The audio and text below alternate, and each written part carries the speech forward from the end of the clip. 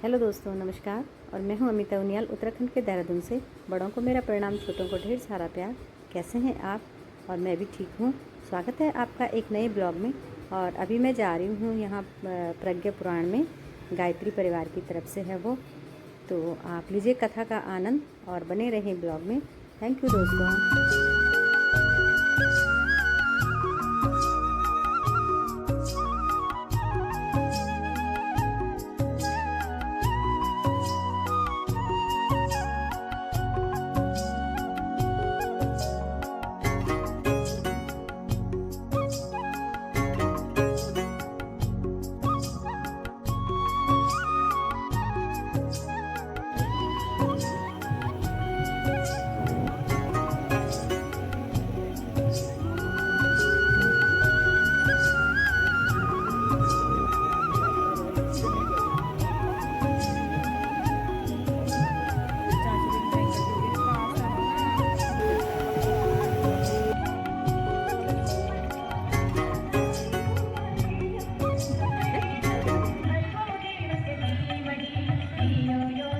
गायत्री की जय, पावन प्रज्ञा पुराण की जय।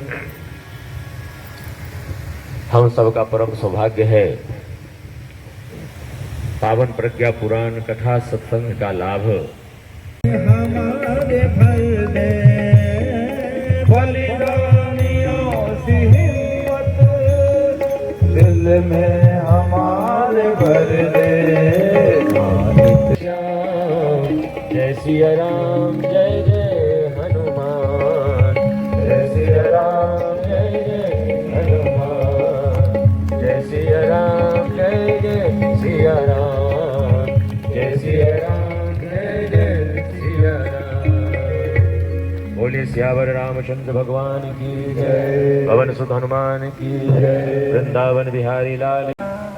और आज वर्तमान युग कलयुग की सभी समस्याओं के समाधान के निमित्त इस युग के व्यास युग ऋषि वेद मूर्ति तपोनिष्ठ परम पूज्य गुरुदेव पंडित श्री राम शर्मा आचार्य जी ने 19वां पुराण श्रीमद् पावन प्रज्ञा पुराण की रचना की।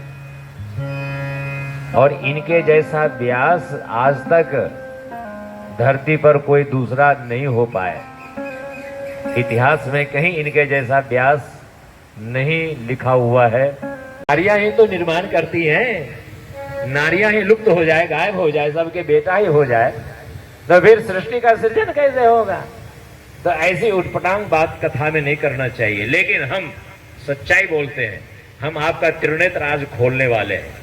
भगवान शिव का त्रिनेत्र खुलता है ना, माँ काली का त्रिनेत्र आपने देखा हो। त्रिनेत्र कहते हैं विवेक की आंख को, ज्ञान चक्षु इसको कहते हैं। दो आंखें हैं, पथ प्रदर्शक बन जाता है, वो आज हम आपको बनाने वाले हैं। हम नहीं, पूज्य गुरुदेव बनाएंगे, ये कथा बनाएगी।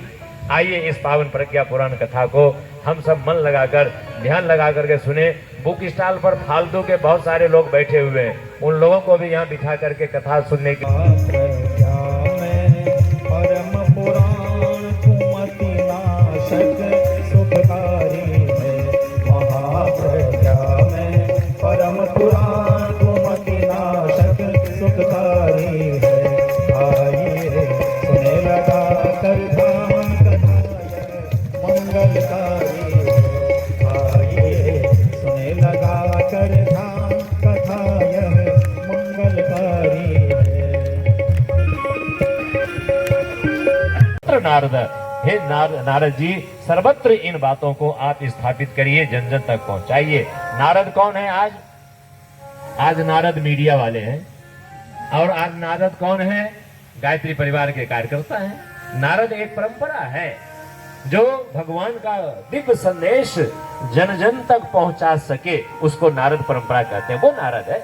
नारद का मतलब होता है नारद, जिनकी बातों को कोई रद्द ना कर पाए। मीडिया की बातों को कोई काट नहीं सकता, क्योंकि मीडिया बहुत शोध करके किसी भी जीवन दुखदायी और अशांत हो जाता है। क्यों? आज हर व्यक्ति रावण की तरह से गलती कर रहा है, भस्मासुर की तरह से गलती कर रहा है, होलिका की तरह से गलती कर रहा है कि अपने जीवन देवता की अवहेलना कर रहा है। और यही महाप्राग पिपलाद ऋषि कहने जा रहे हैं कि जीवन देवता ही प्रत्यक्ष फलदायी देवता है। ये दुर्लभ सदग्रंथन गावा नर्तन पाए विषय मन देही, पलट सुधाते सठ बिठ लेही। आज इस मानव तन को पा करके व्यक्ति दुखी इसलिए है कि व्यक्ति अपने आत्म देवता जीवन देवता की ताकत को नहीं जाना, आत्म देवता की उपासना नहीं की। जीवन ही देवता है, क्यों और को पुकारे, जीवन के देवता को आओ तनिक सवारे। तो कैसे इस जीवन देवता की हम उपासना करें, अब आगे बताएंगे। पहले एक प्रेरणाप्रद गीत आप सुने। आओ तनिक सवारे, जीवन के देवता को आओ तनिक सवारे।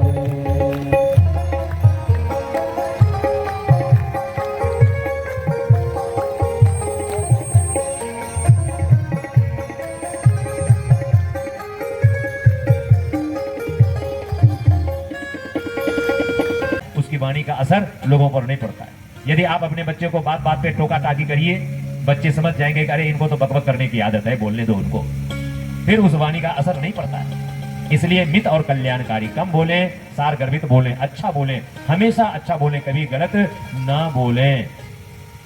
और एक बात और है कि दो व्यक्ति आपस में बात कर रहा हो तो बीच में ना बोले। कई लोगों को आदत होती है बीच में बोलने की, सलाह देने की। दो मित्र थे, आपस में बातचीत कर रहे थे और बातों बातों में दोनों मित्र में गुस्सा गुस्सी हो गए साहब। पहले ने क्रोध में आकर के कहा ऐसा घूसा मारूंगा कि तेरी बत्ती सी बाहर निकल आएगी। और तीसरा जो है दूर से देख रहा था कि दोनों तो मित्र हैं, लेकिन ये दोनों एक दूसरे पर तमतमाए हुए क्यों हैं, आग बबूला क्यों हैं, जरा जाकर देखें। तीसरे को बीच में बोलने की आदत थी, तो पहले ने दूसरे से कहा ऐसा घूसा मारूंगा कि तेरी बत्ती सी बाहर हो जाएगी। तो जब तीसरा नजदीक आ गया, दूसरा पहले से कहता है कि तुझे ऐसा घूसा मारूंगा कि तेरे 64 के 64 बाहर आ जाएंगे। तो तीसरा जिसको बीच में बोलने की आदत थी उसने पूछा कि भैया 32 तो बात समझ में आती है कि मुंह में 32 ही होते हैं, ये 64 वाली बात मुझे समझ में नहीं आई। तो दूसरे ने कहा कि मुझे मालूम था कि तू बीच में बोलेगा। तो 32 तेरा 32 इसका 64 हुआ कि नहीं हुआ। तो जिसको अपना 64 तुड़वाना हो, दो आदमी के बीच में फालतू की सलाह देते रहिए, बोलते रहिए। अब पति पत्नी में झगड़ा है तो तीसरा आ जाता है गुजर बीच में अपनी बात गुजरने। कभी भी बीच में नहीं बोलना चाहिए, तभी बोले जब आपसे कोई सलाह मांगे। बेमतलब की सलाह कभी किसी को नहीं देनी चाहिए, लेकिन आज लोगों के मन में ना जाने ऐसी बातें बेमतलब की सलाह देने लग जाते हैं। भाई बहनों, हमारे ऋषियों ने पुराण की आरती श्री प्रज्ञा पुराण की, आरती श्री प्रज्ञा पुराण की, युग दृष्टा के दिव्य ज्ञान की, युग दृष्टा के दिव्य ज्ञान की, आरती श्री प्रज्ञा पुराण की, आरती श्री प्रज्ञा पुराण की। दीन दयाल दुखी जन जन है, दीन दयाल दुखी जन है यह जन जन की कल्याणी, है जन जन की कल्याणी। युग महर्षि ज्ञान की, युग महर्षि विमल ज्ञान की, आरती से प्रज्ञा पुराण से ममता को मिली कृपा करुणा निधान की, मिली कृपा करुणा निधान की, आरती से प्रज्ञा पुराण की, आरती श्री प्रज्ञा पुराण की, युग दृष्टा के दिव्य ज्ञान की, युग दृष्टा के दिव्य ज्ञान की, आरती से प्रज्ञा पुराण की।